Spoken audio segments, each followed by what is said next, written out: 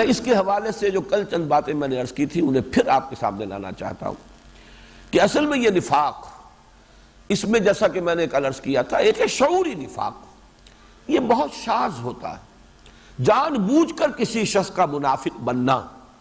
یہ بالکل ایک بالکل شاذ سی بات ہے، سازشی کردار، جیسے کہ کل ہم نے وہ سورہ آل عمران کی آیت کے حوالے سے وَقَالَ طَائِفَةٌ مِّنْ أَهْلِ الْكِتَابِ، اہل کتاب کے گروہ نے یہ سازش کی، طے کیا، آمنوا بالذی انزل علی الذین آمنوا وجہ النہار واکفروا آخرہ لعلہم یرجعون، صبح کے وقت اپنے ایمان کا اعلان کرو اور شام کو کفر کا اعلان کر دو، مرتد ہو جاؤ، علی الاعلان مرتد ہو جاؤ، لعلہم یرجعون، شاید کہ یہ بھی لوٹے، کچھ نہ کچھ تو ہلیں گے، کچھ نہ کچھ تو شک پیدا ہو جائے گا، کچھ نہ کچھ کسی درجے میں تو اشتباہ کی کیفیت ان کے اندر بھی پیدا ہوگی، یہ جو جمے ہوئے ہیں، راسخ ہیں، رسوخ جو ہے ایمان کا، اس میں کمی آئے گی۔ تو وہ جو چند گھنٹے اس کا تصور کیجئے، جو شخص مسلمان بنا رہا، اسے یہ معلوم ہے کہ میں مسلمان نہیں بنا ہوں، بلکہ میں شعوری طور پر ارادے کے ساتھ دھوکہ دے رہا ہوں، یہ شعوری نفاق ہوا۔ لیکن یہ ہوئی ایک بالکل علیحدہ استثنائی کیفیت۔ اصل نفاق وہ ہے، اور جو مین بلک تھا اس نفاق کا، وہ شعوری نہیں تھا، غیر شعوری تھا۔ اسی لیے اس رکوع میں آپ نے دیکھا لا یشعرون، لا یشعرون، ان کو شعور نہیں ہے، ان کو احساس نہیں ہے، یہ کدھر جا رہے ہیں، کس وادی میں بھٹک رہے ہیں، ان کو یہ معلوم نہیں ہے، لا یعلمون۔ یا جیسے کہ میں نے عرض کیا کہ سورہ منافقون میں آیا لا یفقہون، فطبع علی قلوبہم فہم لا یفقہون، اب ان کے دلوں پر مہر ہو چکی ہے اور یہ تفقہ سے محروم کر دیے گئے، فہم حقیقی اب ان کے پاس نہیں رہا۔ اس کا در حقیقت وہ مرحلہ ہے، اور اس میں بھی مکی نفاق میں اور مدنی نفاق میں، مکی دور میں نفاق اور مدنی دور میں نفاق تھوڑا سا باریک فرق ہے۔ مکی دور میں صرف ایک بات ہی ہو سکتی تھی کہ جو بھی ایمان لایا تھا خلوص کے ساتھ ایمان لایا تھا، شعور کے ساتھ ایمان لایا تھا، اس لیے کہ مکے میں بات ایسی نہیں تھی کہ سرسری طور پر کوئی ایمان لے آئے، جبکہ معلوم تھا کہ یہ تو اپنے معاشرے سے کٹنے والی بات ہے، قبیلے سے تعلق منقطع ہو جائے گا، بہنوں سے بھائیوں سے تعلق منقطع ہو جائے گا، پھر بہرحال وہ دیکھتے ہی تھے کہ ایمان لانے والوں پر کیا بیت رہی ہے، تو جو بھی ایمان لاتا تھا خلوص کے ساتھ لاتا تھا۔ البتہ یہ کہ جیسا کہ میں نے عرض کیا ہے، یہ قدرت کا معاملہ ہے، خدا پنج انگوش یکساں نہ کرد، نہ ہر مرد زن زنست و نہ ہر مرد مرد، سب کے اندر وہ قوت ارادی اتنی قوی نہیں ہوتی۔ یہی وجہ ہے کہ کبھی کبھی جو ہے طبیعت کے اندر ایک کمزوری کا احساس، جیسے اعصاب جو ہے کوئی ڈھیلے پڑ رہے ہو، ہمت جواب دے رہی ہو، اسی کا وہ واقعہ آتا ہے جو سورہ عنکبوت کے ضمن میں وہ آیہ مبارکہ جو ہے اس کی وضاحت میں وہ واقعہ آتا ہے کہ جس زمانے میں شدید ترین پرسیکیوشن ہو رہی تھی مکے میں، تو صحابہ کا ایک وفد حضور کی خدمت میں آیا ہے، اور آپ اس وقت خانہ کعبہ کی ایک دیوار کے سائے میں اپنی ایک چادر سے ٹیک لگا کر استراحت فرما رہے تھے۔ ان میں حضرت خباب بن الارت رضی اللہ تعالیٰ عنہ راوی ہے اس واقعے کے، اور یہ وہ ہے کہ شدید ترین ان کو سزا دی گئی کہ دہکتے ہوئے اندارے زمین پر بچھائے گئے، اور ان کو کرتا اتار کر کہا گیا ننگی پیٹھ لیٹ جاؤ، اور لیٹے۔ چنانچہ وہ پیٹھ کی کھال جلی، چربی پگھلی، اسی سے وہ انگارے ٹھنڈے ہوئے، یہ کیفیت۔ اور وہ بعد میں دکھایا کرتے تھے اپنا کرتا اٹھا کر لوگوں کو کہ یہ مجھ پر بیتی ہے اس وقت، اس لیے کہ وہ سارے نشان، قبر جو ہے وہ جلی ہوئی، وہ سب کے سامنے آتی تھی۔ انہوں نے آ کر عرض کیا کہ حضور اب تو مصائب جو ہے ناقابل برداشت ہو رہے ہیں، الا تدعو لنا، کیا آپ ہمارے لیے مدد نہیں کرتے، مدد کی درخواست نہیں کرتے، اللہ سے دعا نہیں کرتے کہ نصرت آئے اور ہمیں اللہ تعالیٰ ان درندوں کی اس بربریت سے بچائے؟ تو الفاظ یہ ہے کہ حضور صلی اللہ علیہ وسلم کا چہرہ مبارک سرخ ہو گیا غصے میں، آپ اٹھ کر بیٹھ گئے، آپ نے فرمایا خدا کی قسم تم بہت جلدی مچا رہے ہو، تم سے پہلے تو ایسا بھی ہوا کہ لوگوں کو لایا جاتا تھا ایمان والوں کو، اور انہیں آدھا دھڑ ان کا جو ہے زمین کے اندر گاڑ کر اور سر پر آری رکھ کر چیرنا شروع کرتے تھے، اور پورے دھڑ کو 2 حصوں میں تقسیم کر دیتے تھے۔ یہ بھی ہوتا تھا کہ آگ کے الاؤ جلائے گئے اور زندہ لوگوں کو اس کے اندر جلا دیا گیا۔ قتل اصحاب الاخدود النار ذات الوقود اذ ہم علیہا قعود، یہ تو سورہ بروج کے اندر وضاحت کے ساتھ واقعہ موجود ہے، پورا تفصیل کے ساتھ۔ ایسا بھی ہوتا تھا کہ لوہے کے بڑے بڑے کنگھوں سے ہڈیوں کے اوپر سے گوشت کھرچ لیا جاتا تھا، لیکن وہ پھر بھی ثابت قدم رہتے تھے۔ خدا کی قسم وہ وقت آ کر رہے گا کہ ایک سوار صنعا سے حضر الموت تک سفر کرے گا اور اسے سوائے اللہ کے اور کسی کا خوف نہیں ہوگا، یعنی پورے امن کی کیفیت پیدا ہو جائے گی اہل ایمان کے لیے۔ لیکن ابھی یہ کہ ابھی عشق کے امتحان اور بھی ہے، ابھی تو سختیاں آئیں گی، تم جلدی بچا رہے ہو۔ یہ کیفیت تھی جس کو تعبیر کیا گیا ہے سورہ عنکبوت میں کہ اگر یہ کیفیت ہے اذا اوذی فی اللہ جعل فتنۃ الناس کعذاب اللہ، لیکن یہ کہ ایسی کوئی مثال ہمارے سامنے بالفعل موجود نہیں ہے کہ وہاں واقعتاً نفاق کا پودا جو ہے کہیں پروان چڑھ گیا ہو، لیکن یہ کہ جیسے کہ کہا جاتا ہے کہ کسی بیماری کی جو آخری سٹیج ہے اس سے خبردار کر دیا جائے تاکہ انسان جو ہے اپنا تحفظ کرے۔ اس اعتبار سے سورہ عنکبوت کے اندر بیان کر دیا گیا یہ نفاق کی طرف لے جانے والی بات ہے اگر تم نے اس میں استقلال کا مظاہرہ نہ کیا۔ البتہ بعد میں اس کا ظہور ہوا ہے، اور وہ ظہور اس مرحلے پر ہوا ہے جبکہ ہجرت لازم کر دی گئی، تو کچھ لوگ ایسے ثابت ہوئے اہل مکہ میں سے بھی جو ایمان لے آئے تھے جنہوں نے ہجرت نہیں کی، گویا کہ اپنے کنبوں سے اور قبیلوں سے کٹنے کے لیے وہ تیار نہیں ہوئے، اور وہاں گویا کہ ان کا وہ ایمان جو ہے وہ ان کا ساتھ نہ دے سکا، ان کی ہمت جو ہے وہ جواب دے گئی۔ اور اس کے ضمن میں سورہ نساء میں آئے گا کہ قرآن مجید میں اہل ایمان سے کہہ دیا گیا اے مسلمانوں اب تمہارا ان سے کوئی تعلق نہیں، حتیٰ یہاجروا، اگر وہ ہجرت نہیں کرتے ہیں، ما لکم من ولایتہم من شیء، تمہارا ان سے کوئی رشتہ نہیں، کوئی تعلق نہیں، بالکل انقطاع کر دیا گیا۔ یہ سورہ نساء میں مضمون آئے گا۔ لیکن مکی دور میں در حقیقت نفاق جو ہے کسی باضابطہ اس کا ظہور کسی بڑی یعنی ایک عددی اعتبار سے یا یہ کہ کوئی نمایاں کیفیت وہ سامنے نہیں آئی ہے ہجرت تک۔ البتہ مدینے میں آ کر اب دونوں کیفیتیں ہوئی۔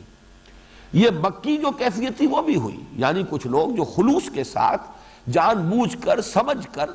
ہر چیز کو شعور کے ساتھ قبول کرتے ہوئے ایمان لائے، لیکن بعد میں ہمت جواب دے جائے، یہ بالکل دوسری بات ہے۔ آپ نے ایک وقت ارادہ کیا ہے اور پختہ کیا ہے، لیکن یہ کہ بعد میں جا کر جو ہے آپ کی کچھ ہمت کمزوری کا ظہور ہوا، قوت ارادی ساتھ جو ہے وہ چھوڑ رہی ہے۔ لیکن اس کے علاوہ وہاں ایسے لوگ بھی تھے کہ جو سرسری طور پر ایمان لے آئے۔ یہ سرسری طور پر ایمان لے آنا جو ہے اس کو سمجھ لیجئے، اس لیے کہ اگر اسے نہیں سمجھیں گے تو قرآن مجید کا ایک بہت اہم مضمون جو ہے وہ واضح نہیں ہوگا۔ اسی کی بڑی پیمانے پر شکل وہ تھی جو سورہ حجرات میں بیان ہوئی ہے، قالت الاعراب آمنا قل لم تؤمنوا ولكن قولوا اسلمنا ولما يدخل الايمان في قلوبكم۔ یہ سرسری طور پر ایمان لانا اس اعتبار سے ہوا کہ مدینے میں دو ہی قبیلے تھے جو اصل عربی الاصل ہے، اصل عرب قبائل۔ یہ جو یہود کے قبائل تھے تو ظاہر بات ہے عربی النسل نہیں ہے، یہ تو وہاں آ کر آباد ہوئے، آباد کار تھے وہاں۔ اصل جو یمن سے آئے ہیں عرب قبائل وہ اوس اور خزرج تھے جو آ کر مدینے میں آباد ہوئے۔ یہ دونوں کے دونوں قبیلے این بلاک یا این ماس ایمان لے آئے ہیں،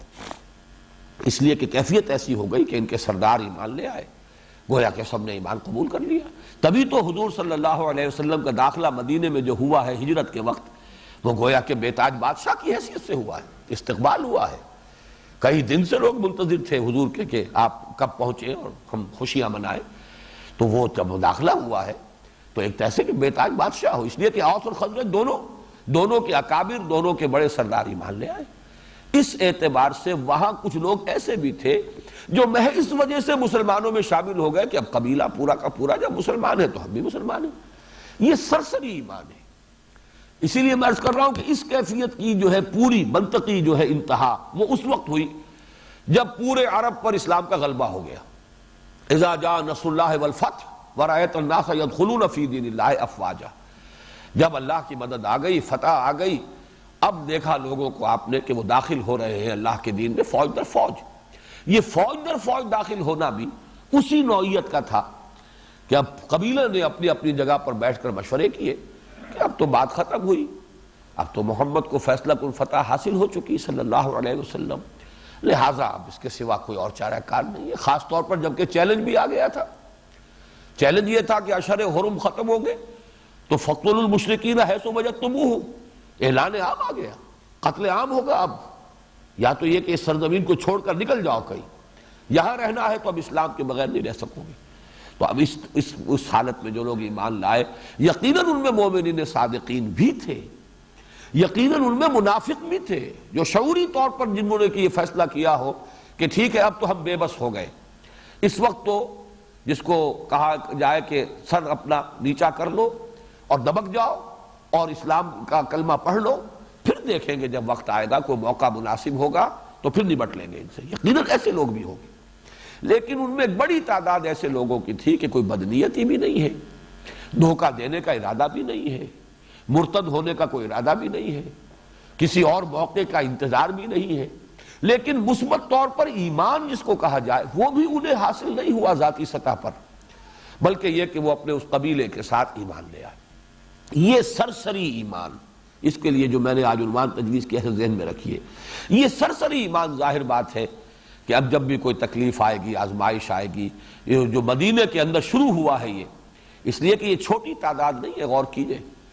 کہ غزوہ احد کے وقت حضور صلی اللہ علیہ وسلم جب نکلے ہیں مدینہ منورہ سے تو 1000 کی نفری ہے،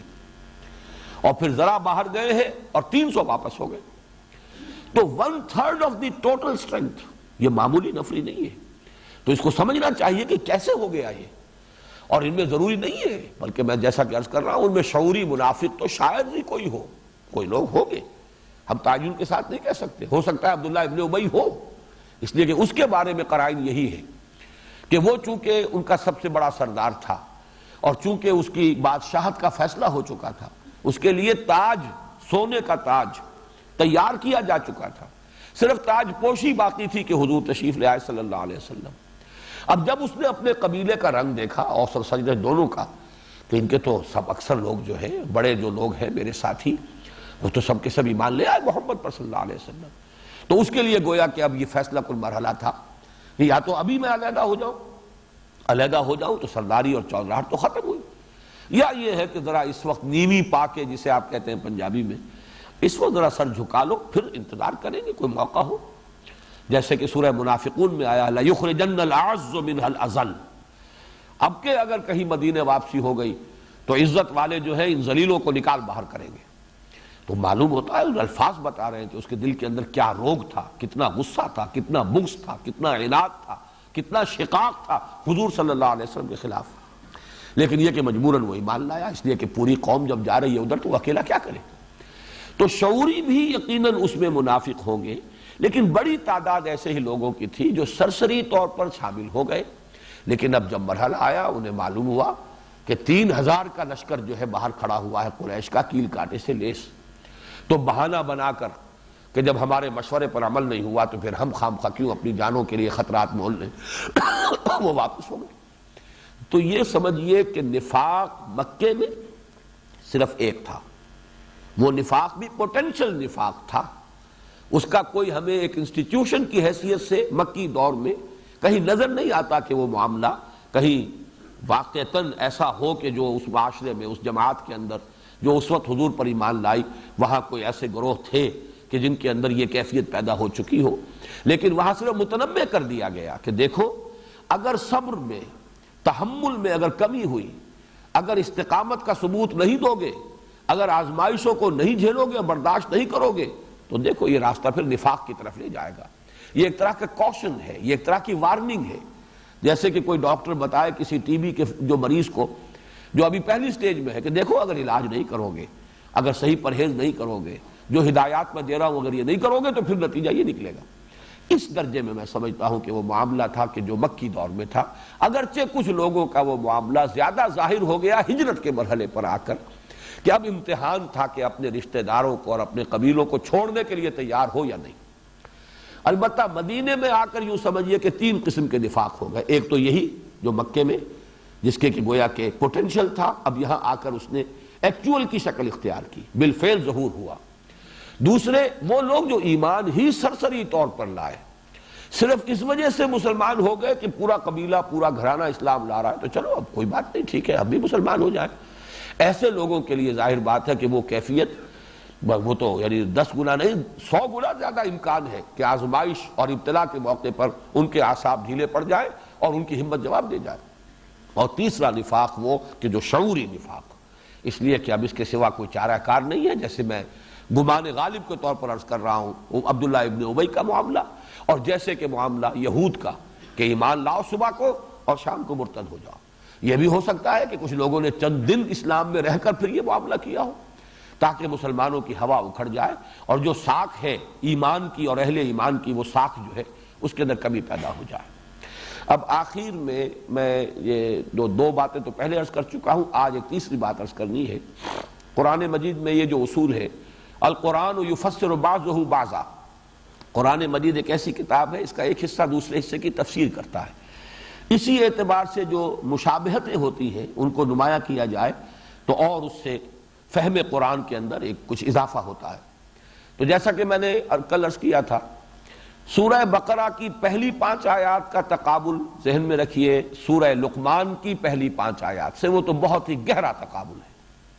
جیسا کہ میں نے کل آپ کو بتایا تھا، الف لام میم سے شروع ہوا دونوں جگہ، پھر یہ کہ وہاں ذالک الکتاب لا ریب فیہ، اور یہاں ہے تلک آیات الکتاب الحکیم، وہاں ہے ھدی للمتقین، اور سورہ لقمان میں ہے ھدی ورحمۃ للمحسنین، وہاں پھر آیا الذین یؤمنون بالغیب ویقیمون الصلاۃ ومما رزقناہم ينفقون، یہاں فرمایا الذین یقیمون الصلاۃ ویؤتون الزکاۃ وبالآخرۃ ھم یوقنون، یہاں بھی ہے وہاں بھی ہے، جو کا تو۔ البتہ صرف ایک چیز جو سورہ بقرہ میں ہے سورہ لقمان میں نہیں ہے، یعنی والذین یؤمنون بما انزل الیک وما انزل من قبلک۔ اس کی وجہ یہ ہے کہ مکی دور میں خطاب سب کا سب ابھی مشرکین سے تھا، اہل کتاب سے خطاب تھا ہی نہیں۔ سورہ بقرہ میں چونکہ اس کا جزو اعظم جو ہے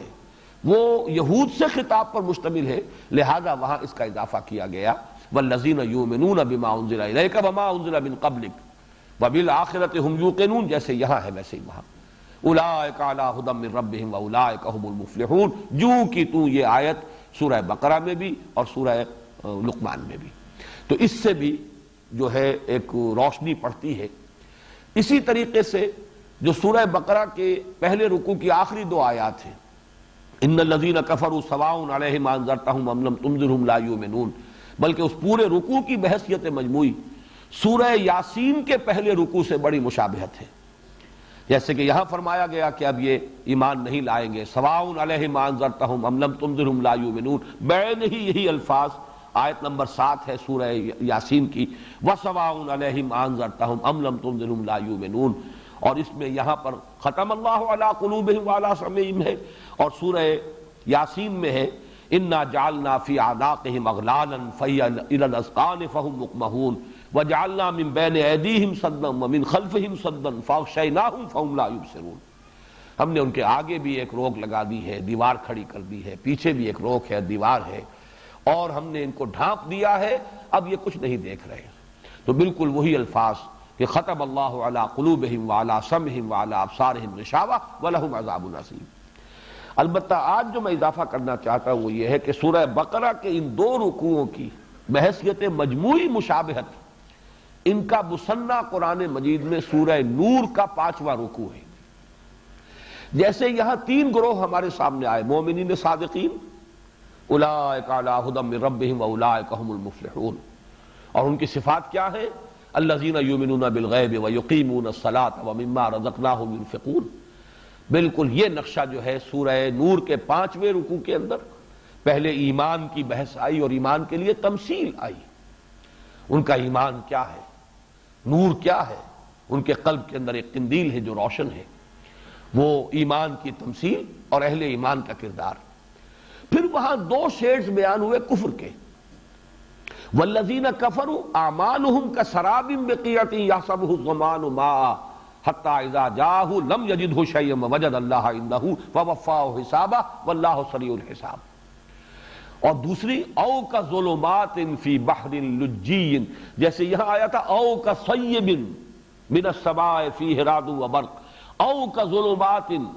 فی بحر لجی یغشاہ موج من فوقہ موج من فوقہ سحاب ظلمات بعضها فوق بعض اذا اخرج یدہ لم یکد یراہا ومن لم یجعل اللہ لہ نورا فما لہ من نور۔ تو بین ہی وہی 3 گروہ جن کا ذکر یہاں ہو رہا ہے، وہی 3 گروہ جن کا ذکر سورہ نور میں ہو رہا ہے۔ وہاں کفر کے 2 شیڈز بیان کیے گئے، ایک کفر کی وہ حالت ہے کہ تاریکی ہی تاریکی ہے،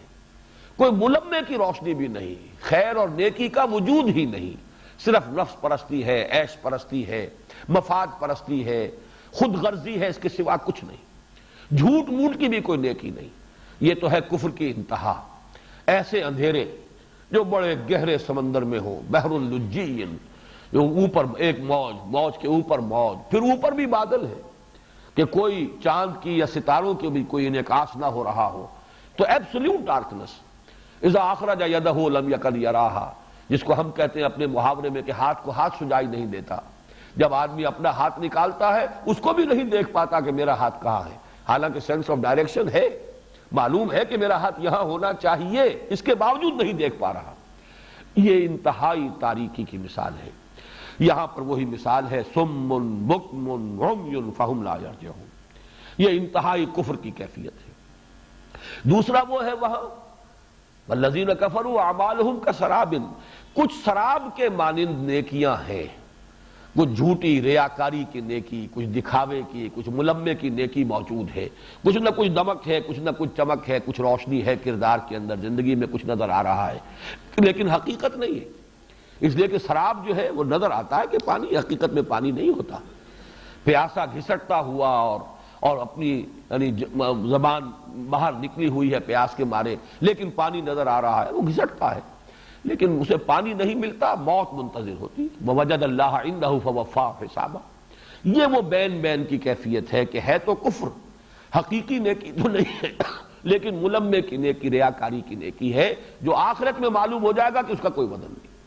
وہی بین بین کا معاملہ نفاق کا یہ ہے کہ جو یہاں پہ بیان کیا گیا، چاہے اس کو کفر کی دو تمثیلیں کہہ لیا جائے، چاہے اسے نفاق کی دو تمثیلیں کہہ لیا جائے، اس لیے کہ نفاق بھی در حقیقت کفر ہے۔ ذالک بانہم آمنوا ثم کفروا فطبع علی قلوبہم فہم لا یفقہون۔ اللہ تعالی ہمیں اس نفاق کے مرض سے بچائے۔ میں نے جیسے کہ پہلے بھی کبھی عرض کیا ہے کہ قرآن مجید کے ان مقامات سے گزرتے ہوئے کچھ ایک کیفیت طبیعت میں پیدا ہوتی ہے، اور وہ بہرحال ہر فرد کے دل میں کچھ نہ کچھ احساسات ہوتے ہیں۔ جو میرا تجربہ ہے وہ بھی میں آپ کو اس میں شریک کر لیا کرتا ہوں۔ جب میں یہ ان رکوعوں کی تلاوت کرتا ہوں تو پہلا جب حصہ آتا ہے اولئک علی ھدی من ربہم واولئک ھم المفلحون، اس پر ایک رد عمل طبیعت میں ہونا چاہیے، اللہم ربنا اجعلنا منہم، اللہم ربنا اجعلنا منہم، اللہم ربنا اجعلنا منہم۔ اس میں سے ایک ایک چیز کے لیے بھی دعا کیجیے، جیسے رب اجعلنی مقیم الصلاۃ ومن ذریتی، پروردگار اس نماز پر مجھے قائم کر دے، نماز قائم کرنے والا بنا دے، مجھے انفاق کی توفیق عطا فرما، مجھے ایمان عطا فرما، مجھے ہدایت پر قائم کر، اور جو ہدایت تو نے دی ہے اس پر استقامت عطا فرما۔ جب دوسرا حصہ آئے ان الذین کفروا سواء علیہم انذرتہم ام لم تنذرہم لا یؤمنون، ختم اللہ علی قلوبہم وعلی سمعہم وعلی ابصارہم غشاوۃ ولہم عذاب عظیم، اس پر جو کیفیت میرے قلب میں پیدا ہوتی ہے، الحمدللہ الذی لم یجعلنی منہم، اس پر اللہ کا شکر ادا کیا جائے، پروردگار تیرا شکر ہے کہ تو نے ہمیں ایسے لوگوں میں سے نہیں کیا ہے، اس زمرے سے تو نے بچایا ہے۔ الحمدللہ الذی ہدانا لہذا وما کنا لنہتدی لولا ان ہدانا اللہ، کل شکر تیرے لیے، کل ثنا تیرے لیے کہ تو نے ہمیں ہدایت بخشی ہے اور اس گروہ میں ہمیں شامل نہیں کیا۔ البتہ جب تیسری آئے، اب ظاہر بات ہے اس کا اندیشہ ہر وقت ہر مسلمان کو ہونا چاہیے، جیسے کہ حضور کی حدیث ہے کہ ما امنہ الا منافق وما خافہ الا مومن، نفاق وہ شے ہے کہ اس کا اندیشہ ہوتا ہے صرف مومن کو، اور اس سے اپنے آپ کو محفوظ اور مامون سمجھتا ہے صرف منافق۔ منافق وہ تو یہ کہ جب ایمان کی پونجی ختم ہی ہو گئی تو دعا دیتا ہوں راہزن کو، رہا کھٹکا نہ چوری کا، اب کیا اندیشہ ہے؟ کھٹکا اسی کو ہوتا ہے جس کے پاس کوئی پونجی ہو، کوئی ایمان کی رمق ہو کہ اللہ یہ ایمان میرا سلب نہ ہو جائے، ایمان زائل نہ ہو جائے، یہ دولت مجھ سے چھن نہ جائے۔ تو یہ کبھی بھی انسان کو محسوس نہیں کرنا چاہیے کہ ہمارا اس سے کوئی تعلق نہیں۔ پہلا وہ جو معاملہ ہے الحمدللہ الذی لم یجعلنا منہم، اس اللہ کا شکر ہے کہ اس نے ہمیں ان میں سے نہیں بنایا، ہم ان میں سے یقیناً نہیں ہیں، اللہ کا فضل ہے، اس میں بھی ہمارا کوئی کارنامہ نہیں، اللہ کی دین ہے، اللہ کا فضل ہے، اس کا کرم ہے۔ لیکن تیسرے حصے پر آ کر اللہم ربنا لا تجعلنا منہم، پروردگار ہمیں بچا اس نفاق سے، اللہم انا نعوذ بک من النفاق والریاء، اللہم طہر قلوبنا من النفاق واعمالنا من الریاء والسنتنا من الکذب واعیننا من الخیانہ۔ یہ دعا جو ہے اس حصے کو پڑھتے ہوئے انسان کو بار بار اس کو بڑے حضور قلب کے ساتھ جو ہے دعا کو مانگنا چاہیے، اس لیے کہ اس سے بچنا کبھی بھی کسی کے پاس کوئی ضمانت نہیں ہے کہ وہ اس سے بچ جائے گا۔ بڑے سے بڑا آدمی جتنی جس کے پاس دولت ایمان ہوگی اتنا ہی وہ خطرے میں ہے، شیطان اتنا ہی اس پر مورچہ لگائے گا اور اس کو اس ایمان کی دولت سے محروم کرنے کی کوشش کرے گا۔ بڑے مغالطے میں ہوتے ہیں وہ لوگ جو سمجھتے ہیں کہ ہم مامون اور مسعون ہیں۔ حضرت عمر تک کا حال یہ ہے کہ وہ حضرت حذیفہ ابن یمان رضی اللہ تعالیٰ عنہ سے پوچھا کرتے تھے، انشدک باللہ، چونکہ حضور نے کچھ منافقوں کے نام انہیں بتا دیے تھے کہ اے حذیفہ، لیکن ساتھ ہی یہ فرما دیا تھا کہ یہ بتانے کسی کو نہیں ہے، یہ ایک راز ہے میرا، اور اسی لیے ان کا نام پڑ گیا تھا صاحب و سر النبی، نبی کے رازدان ہیں، نبی کا ایک راز ان کے پاس ہے۔ تو حضرت عمر کہا کرتے تھے کہ میں تمہیں اللہ کی قسم دے کر پوچھ رہا ہوں حذیفہ کہ کہیں میرا نام تو ان میں نہیں تھا۔ یہ کیفیت ہونی چاہیے اگر واقعتاً ہمارے اندر ایمان ہے۔